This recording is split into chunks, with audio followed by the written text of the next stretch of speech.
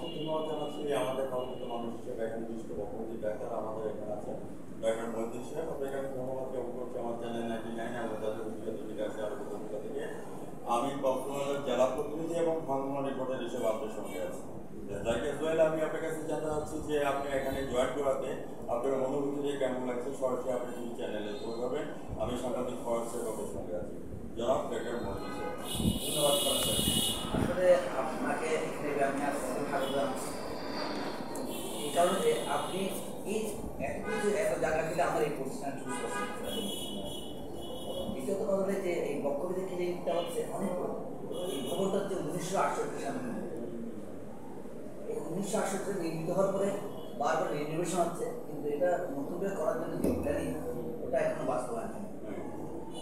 আর এটা এখানে একটা এই বক্তব্য হাসপাতালে প্রচুর রোগী আসে, তারা এই যে কফ পরীক্ষা দেন, তারা এক্সরে করেন, তাদের যে যক্ষার কিন্তু শনাক্ত হয় এবং আমাদের এখানে যক্ষার রোগটা সম্পূর্ণ বিনামূল্যে পাওয়া যায়। আপনি জানেন যে 14 বেশি সর্দি কাশি জ্বর হলে আমাদের কফ পরীক্ষা করতে হবে। এখানে আমাদের কিছু লোকবল সম্ভব আছে, যেটা আমি বারবার বলতে পারি যে আমাদের এখানে দুজনে পাচ্ছেন দুজন মারা যাওয়াতে এই পোস্টটি খালি আছে এবং চতুর্থ শ্রেণী, তৃতীয় এবং তৃতীয় শ্রেণীর আছে একজন এবং আমাদের এখানে অফিস সহকারী প্লাস আমাদের যে সেই সহকারী নার্স সব পোস্ট দিয়েছে। এটা টোটাল লক্ষ্য বলে এতগুলি লোকের ভিতরে আমাদের 8 জন লোকের ভিতরে আমরা আছি এবং ডাক্তার আছে 2 জন এবং এই ল্যাব টেকনিশিয়ান চলছে। আর আমাদের যে এখানকার যে মেন সুবিধাগুলো হলো যে এখানে সব ওষুধ ফ্রি পাওয়া যায়, সবগুলো পরীক্ষা এখানে ফ্রি হয় এটা একটা। এবং এখানে বক্তব্য হাসপাতাল এমন একটা প্রতিষ্ঠান যেখানে এই যে যক্ষা রোগীর যে ক্রিটিক্যাল যক্ষা, যেমন অনেক সময় যক্ষার সাথে ক্যান্সার থাকতে পারে, যক্ষার সাথে মানে এইচআইভি এডস থাকতে পারে। যেহেতু আপনি জানেন যে এইচআইভি এডস বক্সের খুব মারাত্মক পকড়া করতে, বিশেষ করে 2017 সালের পরে যে এফডিএ আসলো, আমাদের এফডিএ আসার পরে ওদের ভিতরে হাই হচ্ছে হেপাটাইটিস এবং এইচআইভি এবং টিভির সাথে একটা এইচআইভি সম্পৃক্ততা আছে। এবং এই টিভির সাথে এইচআইভি যখন আমরা টিভি পাই কফের সাথে জীবাণুযুক্ত তাকে আমরা এইচআইভি পরীক্ষা করা। এবং আপনি জানেন জেনে খুশি হবেন যে আমাদের এখানে কক্সবাজার সদর হাসপাতালে এইচআইভি পরীক্ষা করা এবং বিনামূল্যে সরকার জায়গা রয়েছে, ওষুধ সরকার হচ্ছে।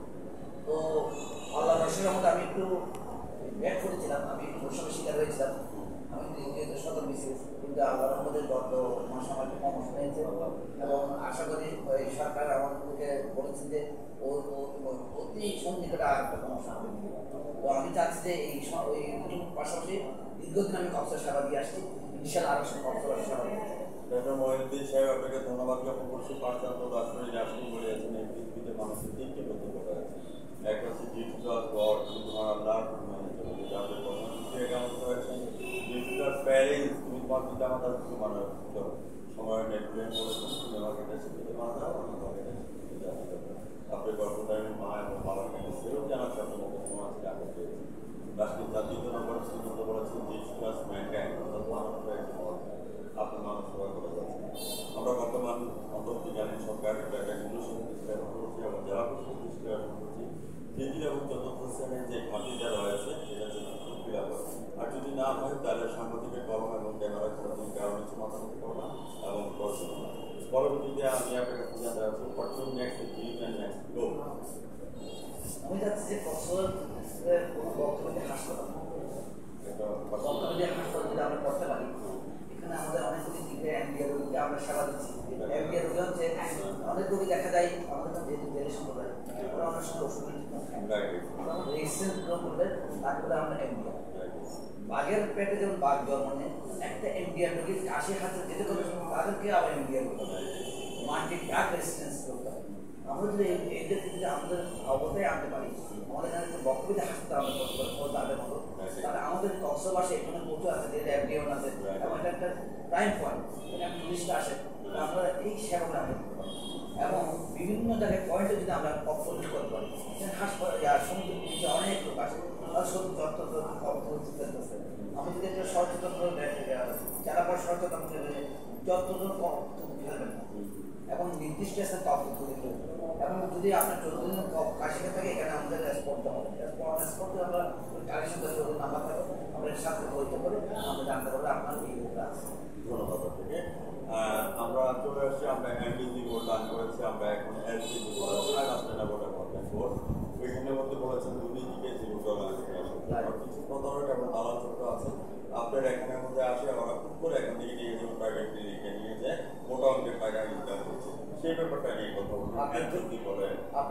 আপনাকে অত্যন্ত ধন্যবাদ জানাতে এবং আন্তরিকভাবে জানাই, আপনি একটা অত্যন্ত গুরুত্বপূর্ণ বিষয় নিয়ে আমার কথা বলছেন।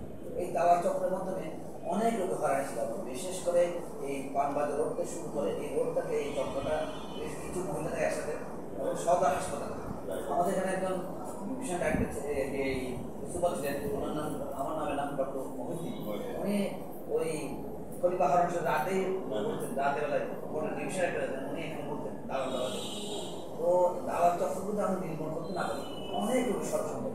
তো অত্যন্ত সুখের বিষয় হচ্ছে যে আমাদের এখানে লোকজন থাকে, এখান থেকে নিতে পারে না, কিন্তু বের হলে এই গেটে বের হলে দালাল। যেহেতু আমি বারবার বলি যে আমি বারবার আমাদের সবগুলো পরিস্থিতি আমাদের আছে, আমাদের সব অবস্থা আছে। এটা মহিউদ্দিন সাহেব সিভিল সার্ভিস কার্ড এবং প্রশাসন বিভাগে একটা সাপোর্ট করে দালাল চক্র এবং প্রতারক।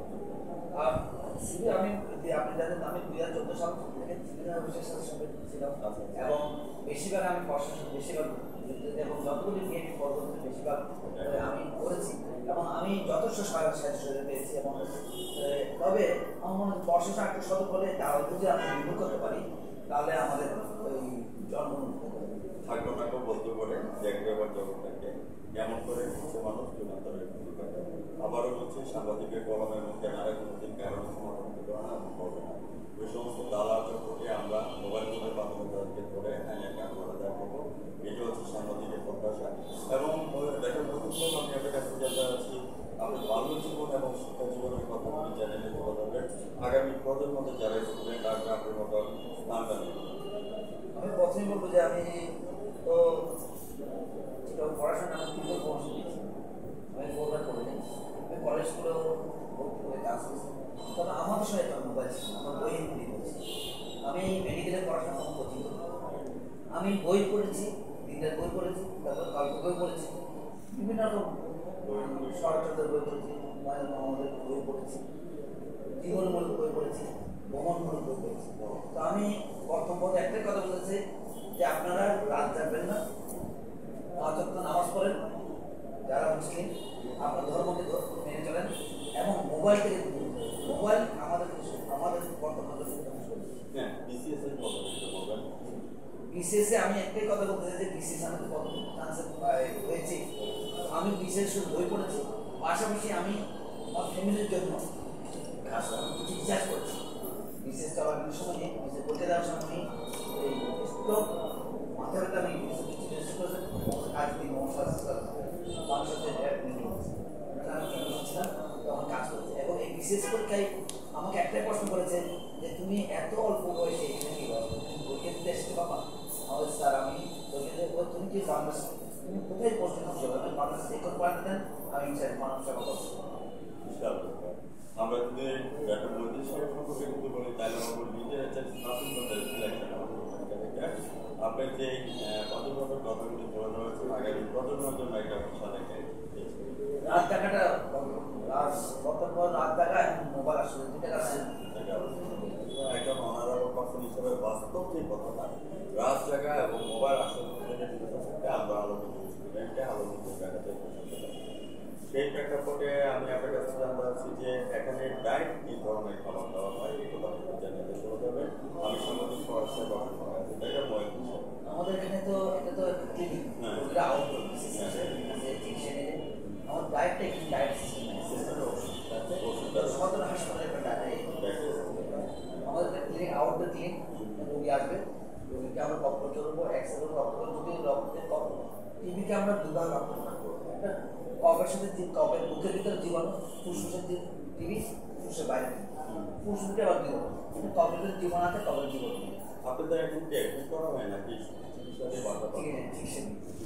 খারাপ রোগী হয় দাম সদা আমাদের এখানে কোনো